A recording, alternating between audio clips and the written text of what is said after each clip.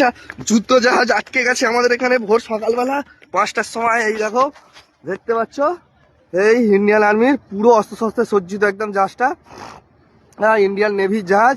এই কলকাতার দিক থেকে আসছিল এর আগে, দুদিন আগে তো জানো কলকাতা খিদিরপুর ডগে এই একটা আইএনএস খঞ্জর আর একটা কোরা বলে একটা জাহাজ ঢুকেছিল, সেইটাই হবে। এইখানে পুরো একদম আটকে গেছে।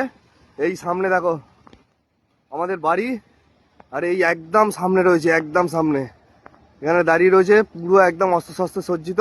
আর কি ফেলেছে জানি না, ওখানে ধোঁয়া উঠছে পুরো গল গল করে। আর জাহাজটা সত্যি বিশাল আকৃতির জাহাজ। এখন বাজে সকাল ওই কটা হবে 7টা। হ্যাঁ, ঘুম থেকে উঠেই চলে এসছি।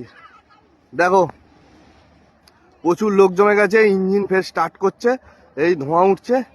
আশা করছি জাহাজটা নিচে মাটিতে থেকে গেছে, এখানে গভীরতা অনেকটাই কম। আর কলকাতার দিক থেকে হলদিয়ার দিকে যাচ্ছিল আমাদের এই গঙ্গা নদীর তীরে। এটা হচ্ছে হীরাপুর খেয়াঘাট ফেরিঘাট।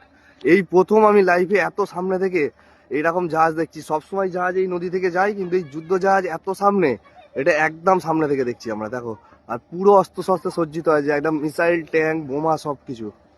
দেখো এই লাইফে প্রথম।